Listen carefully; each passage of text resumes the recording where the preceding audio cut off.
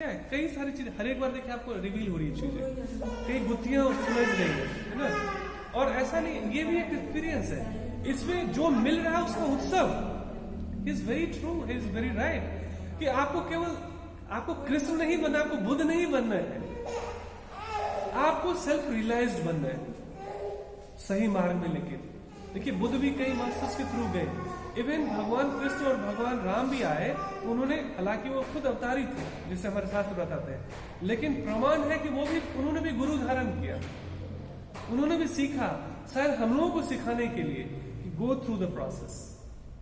रही बात कौन सही कौन गलत, अगर हमारी जैसी जैसी पात्रता होती जाती, जैसे जैसे हमारी प्योरिटी होती जाती है, वैसे वैसे भगवान हमारे गुरु की व्यवस्था करते चले जाते हैं। इसलिए गुरु भी आपको चुन लेता है, आपको भी ज्यादा परवाह नहीं करनी, टेंशन नहीं करनी।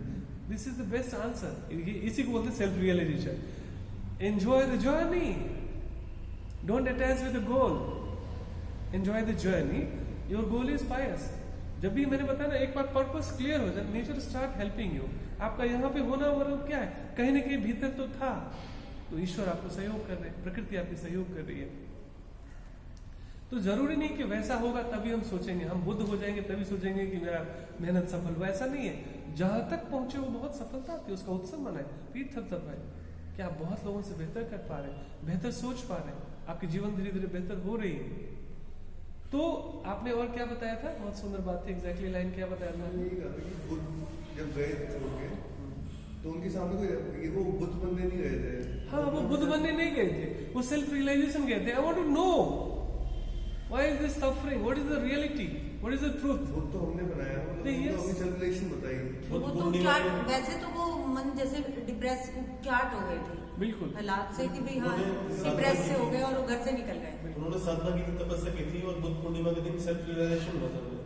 भगवान बनना तो उसको नहीं था उनका, वो वही तो जानने गए थे कि मौत क्यों होती है, बुढ़ापा क्यों आता है। और बुद्ध ने हमेशा एक संदेश दिया कि मैं जो बता रहा हूँ ये मेरी रियलाइजेशन है, हाँ। तुम्हारी अलग हो सकती है। मैं सिर्फ बता सकता हूँ कि इस रास्ते जाना है, लेकिन यात्रा तुम्हें खुद करनी पड़ेगी।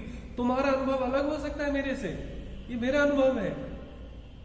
भगवान में 18वें अध्याय में लास्ट में यही बताते हैं, पूरा ज्ञान देने के बाद कहते हैं यथेक ससी तथा कुरु, हे अर्जुन ये मैंने अपना तुम्हें संदेश दे दिया है, अब तुम्हें जो सही लगता है करो। भगवान ने थोपा नहीं, यही भगवान का प्रेम है। देखिए कोई आप पे थोप रहा मतलब he is not God then, वो प्रेम जो करेगा वो थोपेगा नहीं, वो आपको बताएगा आपके लिए बेस्ट क्या है। कर्म आपने करना खुद है, आपने एक्सपीरियंस खुद करना है। तो ये यात्रा ही बहुत अद्भुत है। सर ये श्लोक एग्जैक्टली क्या है जो आपने लास्ट में लाइन बोली? 18वें अध्याय का मैं आप गीता एक बार फिर से दीजिए।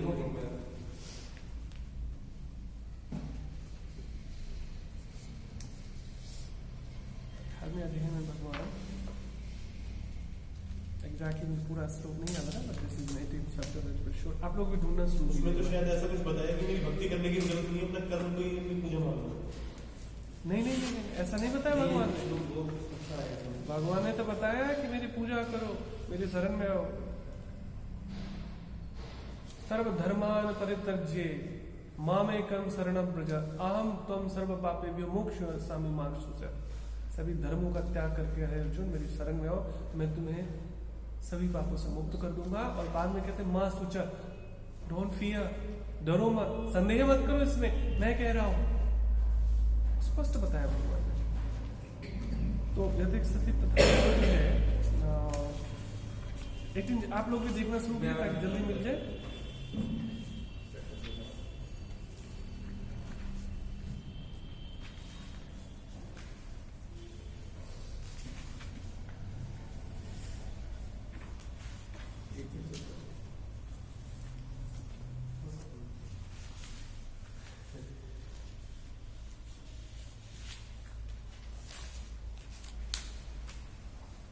मिल गया 18.63।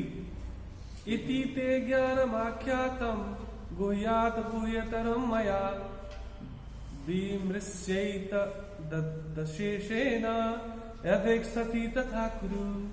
कह रहे भगवान इस प्रकार मैंने तुम्हें गुह्यतर ज्ञान बतला दिया है, इस पर पूरी तरह से मनन करो और तब जो चाहे सो करो। फ्रीडम दे दी उन्होंने। मैंने जो बताया है उस पर कंटेम्पलेट करो, मनन करो, सोचो क्या सही है तुम्हारे लिए, और फिर जो चाहे वो करो। दिख रहे हैं? पेज नंबर बताओ। पेज नंबर है 552, सॉरी 552, 18वें अध्याय का 63वां श्लोक है ना। और देखिए, अब मीनाक्षी जी को कई लोग पूछते हैं कि भाई सर क्यों फ्री में ये प्रोग्राम्स कराते हैं, भाई क्या रहस्य है इसका।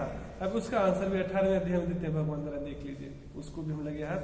कोई आपसे आप पूछे कि क्यों हम लोग ऐसे प्रचार करते हैं भगवान का और क्यों हमें आनंद आता है इसमें, पहली बात तो ये कि आनंद का रस इतना मीठा है ना कि जिसको मिल गया ना वो बांटे बिना रह नहीं सकता। एक साधारण आप बीकानेर का अग्रवाल का स्वीट ले लो, रसमलाई खा लो, अब 4 लोगों को बताते हो आपको मिठाई लेना है ना, उस कोने से लेना, उसी से लेना, आपको कोई पैसे मिलते हैं क्या उसके? You love it to help people, ये हमारे नेचर है, ह्यूमन नेचर है। तो उसी तरीके से एक बार भगवान के ज्ञान का जो रस स्वादन इसको हो गया ना, वो बिना बांटे रह नहीं सकता है ना। और बांटने का जो सुख है ना वो कोई बांटने वाला ही समझ सकता है, इसको बताना बहुत मुश्किल है। तो भगवान और क्या कहते हैं, मेरे ख्याल से 66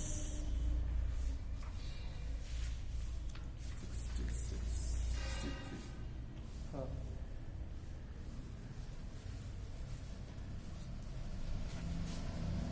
अच्छा जो देखिए 18वें अध्याय का भी ये भी है, ये केवल भगवान नहीं कहते खाली कर्म करो, मेरी भक्ति मत करो। इसलिए देखिए पढ़ना क्यों जरूरी है। 18वें अध्याय का 65 क्या कह रहे हैं भगवान, सदैव मेरा चिंतन करो। 18वां अध्याय पता है पूरा निचोड़ है गीता का, जब आपके पास समय नहीं हो केवल 18वां अध्याय पढ़ लीजिए। अब देखिए 18वां अध्याय क्यों महत्वपूर्ण है मैं बताता हूँ आपको। भगवान का सारा संदेश फाइनली 18वें अध्याय में। क्यों? सुबह मैंने बोला धीरज जी ऐसा कीजिए, आप जो है ना प्रसाद बांटना यहाँ पर ना 5 दर्जन केला लेके आइए, ठीक है। आपने सोचा चलो 11:30 बजे जाना है, वहां शालीमार में जाऊंगा, मैंने देखा था वहां पर मिल जाती है। आपको मैंने सुबह में 7 बजे फोन किया, 10 बजे मैंने फोन किया, ऐसा नहीं, ऐसा करो ना आप केला मतलब आपने सेब ले लेना, 15 किलो सेब ले लेना, ये मैंने आपको 10 बजे बताया, ठीक है। आपने बोला ठीक है सर, ओके। फिर आपको 11 बजे मैंने बुलाया कि धीरज जी आपने लिया तो नहीं है? नहीं सर मैं वहीं से ले लूंगा, मैं सोच रहा था पास से ले लूंगा, अभी मैंने लिया नहीं, बताइए क्या लेना है। मैं बोलता हूँ ना कुछ मत लीजिए, क्योंकि यहाँ पर जो है हमारे विवेक जी जो है पहले ही सेब ला के रखे हुए हैं। तो आप किस बात को फॉलो करोगे, सुबह वाले को, बाद वाले को, लास्ट वाले को, ठीक है ना। तो कभी भी भगवान का संदेश समझना हो तो 18वें अध्याय को समझ रहे हो आप, कहीं भटकना ही नहीं है। इसलिए हमने कहीं चलने से पहले एक बार कॉल किया। एग्जैक्टली क्योंकि लास्ट मोमेंट में कुछ भी हो सकता है ना। तो भगवान क्या कह रहे हैं, देखिए 18वें अध्याय जब कहते हैं ना कुछ लोग, भगवान कहते हैं कर्म करो, कर्म योग करो, कर्म ही सब कुछ है, ऐसा नहीं है। भगवान ने जरूर कहा कर्म भी करो, लेकिन भगवान और क्या कह रहे हैं, सदैव मेरा चिंतन करो, मेरे भक्त बनो। स्पष्ट रूप से भगवान के शब्द है ये, मेरी पूजा करो और मुझे नमस्कार करो। अब आप सोचेंगे भाई कैसा अहंकारी भगवान है ये कह रहा है मेरी पूजा करो, मेरी भक्ति करो। भाई वाह भाई वाह, ये कोई भगवान कहता है क्या? क्यों कहते हैं भगवान? ये प्रेम और करुणा बस कहते हैं, इसको समझते हैं हम। मैंने पिछली बार उदाहरण दिया था, बच्चा जब नया नया स्कूल जाता है, कोई बच्चा टाई पहन के नहीं आया, उसको बताया जाता है बेटा टाई पहन के आओ। नेक्स्ट डे जाता है बेटा खड़े हो जाओ, जब भी टीचर है ना, प्रिंसिपल आता है सिखाता है स्टैंड अप बेटा। अब उसको पता नहीं है, अब कोई कहेगा भैया ये क्यों कह रहे स्टैंड अप, फिर कह रहे गुड मॉर्निंग बोलो मेरे को, गुड मॉर्निंग। कैसा अहंकारी टीचर है भाई, कह रहा है मेरी गुड मॉर्निंग करो, खड़े हो जाओ। क्योंकि वो अगर ये डिसिप्लिन उनको नहीं सिखाएंगे तो बच्चे में संस्कार नहीं आएगा। मैं एक एग्जाम्पल से बता रहा हूँ। वैसे ही जब भी भगवान कहते हैं मेरा चिंतन करो, मेरी भक्ति करो, क्योंकि उनको वो प्रेम और करुणा से ऐसा कर रहे हैं, वो मुझे प्यार करते हैं, समझ रहे हैं आप। तो जो जिसको प्यार करता है उसको सही सही बताना पड़ेगा, ये क्या सही है क्या गलत है। तो भगवान कह रहे हैं ऐसा करो, ऐसा करने से हम सेफ रहते हैं, सुरक्षित रहते हैं। आगे क्या कहते हैं, इस प्रकार तुम निश्चित रूप से मेरे पास आओगे, मैं तुम्हें वचन देता हूं। देखिए कितनी बड़ी बात, भगवान कह रहे हैं कोई कोई साधारण व्यक्ति नहीं कह रहा जो अपने वचन से मुकर जाए। भगवान कह रहे मैं वचन देता हूं क्योंकि तुम मेरे परम प्रिय मित्र हो। समझ रहे? एक एक कोट सर्वधर्म प्रत्यर्थ का मैंने बता ही दिया था। अच्छा, कुछ लोग जो ना बड़े रिजिड होते हैं, उनसे मत्था नहीं मारना चाहिए, उनसे झगड़ना नहीं चाहिए, लड़ना नहीं चाहिए कि उनको भक्त बना के ही छोड़ूंगा। भगवान क्या कह रहे हैं 18.67, यह गुह ज्ञान उनको कभी भी ना बताया जाए जो ना तो संयमी है, न एकनिष्ठ है, न भक्ति में रत है, न ही उसे जो मुझसे द्वेष करता हो। अब ऐसे भी लोग हैं जो भगवान से ही द्वेष करते हैं, ठीक है ना। लेकिन जो भगवान के जो भक्त है ना, वो माँ की तरह होते हैं। जो गुरु होते हैं ना, जैसे भगवान मान लीजिए पिता है, तो गुरु होते हैं माँ की तरह। कैसे? आपको मूवी देखने जाना है, पापा कहता है भैया नहीं दूंगा मैं पैसे इसके, तुम चाहे कितने नाक रगड़ लो। आप माँ को अप्रोच करते हो, माँ कहती है पापा को मत बोलो, जा जल्दी से आ जाना, बदमाश सिनेमा देखने के पैसे मांगता है, ठीक है। माँ थोड़ी सी खुशी के लिए जाता है, थोड़ा सा और भी बच्चा आ जाए तो थोड़ा सा खुश होकर आ जाएगा। हालांकि सिनेमा एक बैड एग्जाम्पल हो गया, बट थोड़ा सा रिलेट कर पाएंगे आप आम लाइफ से। तो भगवान तो कह रहे हैं कि मत दो, सबको मत बताओ, लेकिन भगत ऐसे ऐसे लोगों को बता देते हैं जो नशा करते हैं, जो व्यभिचार करते हैं, जो मांसाहार करते हैं, और कुछ सालों के बाद वो सब कुछ छोड़कर भगत बन जाते हैं। There are lakhs of example like that, ठीक है ना। So devotees are, masters are more compassionate सब टाइम, ठीक है ना। अच्छा, जो मैं बताने के लिए 18वें अध्याय आपको बता रहा था कि क्यों हमें लेक्चर करनी चाहिए, क्यों हमें प्रीचिंग करनी चाहिए, क्यों प्रचार करना चाहिए, क्यों गीता इत्यादि भी बांटना चाहिए, भगवान उसका गुड रहस्य बता रहे हैं 68 में 18। जो व्यक्ति भक्तों को यह परम रहस्य बताता है, अब देखिए जब तक बताएंगे नहीं तो रहस्य पता कैसे चलेगा। तो जो बताता है, हम उसमें इंस्ट्रूमेंट बने, माध्यम बने, वह शुद्ध भक्ति को प्राप्त करेगा। कैसे प्राप्त करेगा? हम परफेक्ट नहीं है, हमारा ज्ञान परफेक्ट नहीं है, लेकिन ये परफेक्ट है। तो परफेक्ट से जब परफेक्ट मिल जाता है तो परफेक्ट मिल जाता है। मैं अधूरा हो सकता हूँ, मेरी अज्ञानता हो सकती है, मेरे में बोलने की क्षमता नहीं हो सकती, मेरी मेमोरी कमजोर हो सकती है, लेकिन ये शुद्ध है, ये प्योर है, ये इतना हम बता सके लोगों को। तो भगवान बुद्धि दे देते हैं ऐसी कि हम बता सके। नहीं तो बोलने की शक्ति का लाखों लोग गूंगे हैं, मैं बोल रहा हूं तो मैं प्रिविलेज्ड हूं, थैंक यू गॉड। मेरा बोलना सार्थक, आज रोटी कपड़ा मकान के लिए मैं बक बक बक पता नहीं क्या क्या बोलते जा रहा था, आज मैं आपके बारे में बोल रहा हूं। मेरा बोलना सार्थक हो गया, सुनना सार्थक हो गया। करोड़ों लोग सुन नहीं पाते, दे आर डिफ एंड डम। हमारा सुनना सार्थक हो गया, भगवान में आपकी अमृतमय ज्ञान को घोल घोल कर मुझे पिलाया जा रहा है और मैं पी रहा हूं कान के माध्यम से। We are not, how much fortunate we are, just imagine. हम सुन सकते हैं, बोल सकते हैं। दुनिया का कचर कचर तो हम दिन रात सुनते आए अभी तक। आज हम भगवान का बारे सुन रहे हैं, भगवान के बारे में बोल रहे हैं। बोलना सार्थक हो गया, सुनना सार्थक हो गया, है ना। तो जो व्यक्ति, ये कोई आपसे सवाल करे ना आगे इंटरेक्शन, तो ये पढ़ा दीजिए उनको। जो व्यक्ति भक्तों को यह परम रहस्य बताता है वह शुद्ध भक्ति को प्राप्त करेगा और अंत में वह मेरे पास वापस आएगा। तो कौन ऐसा मूर्ख होगा जो भगवान के पास नहीं जाना चाहेगा? लेकिन जिसको गीता का ज्ञान नहीं हुआ तो वो पंडित सबसे पहले भाग जाएगा, कहते कि भगवान तुम्हें बुला रहे। अरे भैया अभी मेरी उम्र भी है जाने की।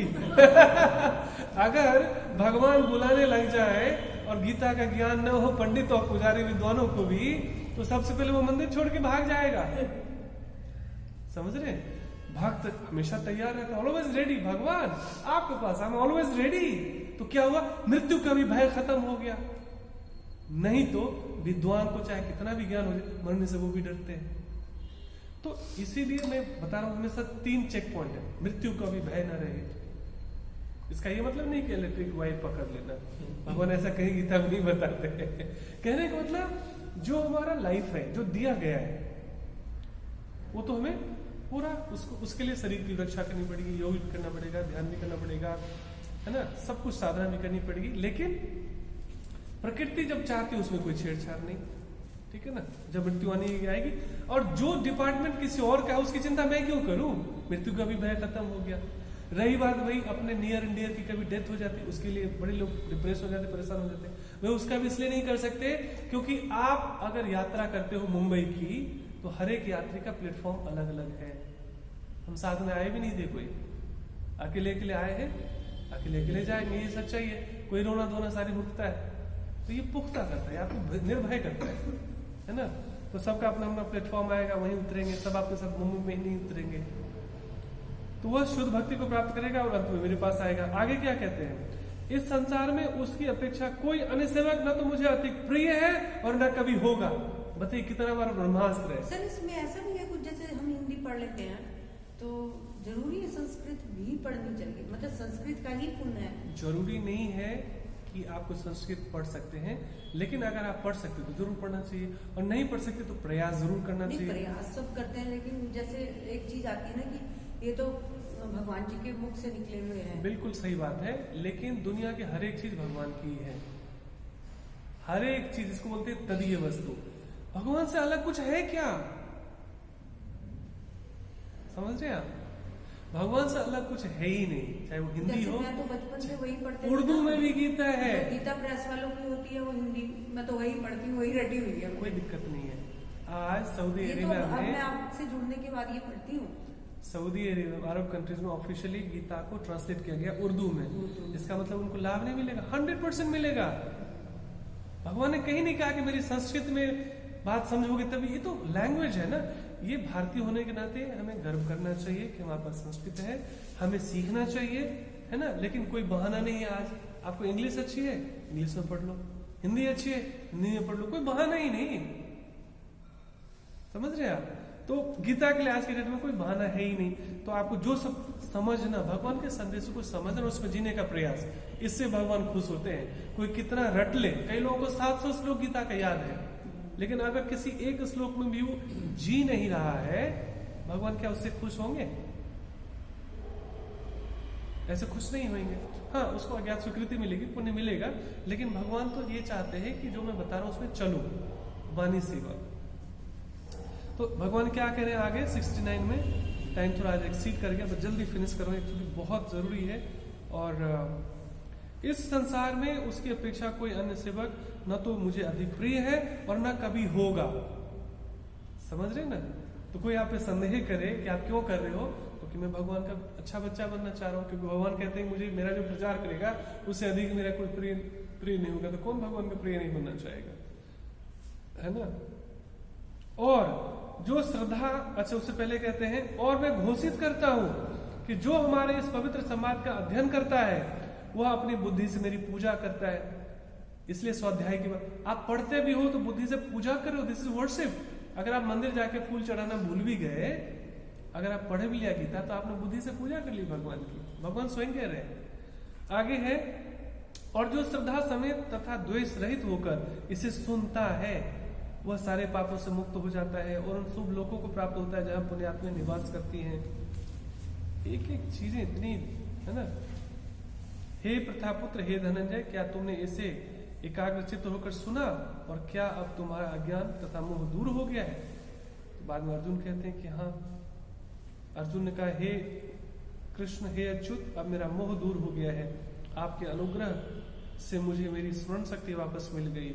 अब मैं संशय रहित तथा दृढ़ हूँ और आपके आदेशानुसार कर्म करने के लिए उद्यत हूँ। ठीक है ना। उसके बाद फिर संजय हुआ।